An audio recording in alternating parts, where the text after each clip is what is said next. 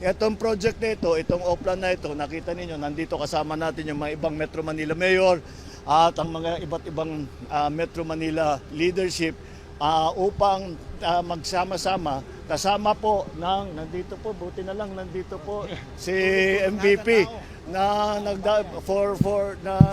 na sinama natin. Ito kaya lagi natin sinasabi, talagang kailangan natin yung private sector dahil sila ang tumutulong at mabilis gumalaw.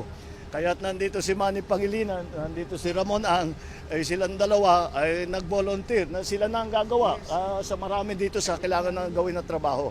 But of course, they have to do this in coordination with our local government executives.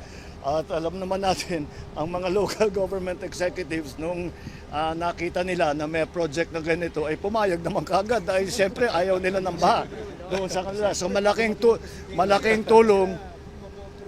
tulong ang pagsasama ng private sector, ng LGU at saka ng national government.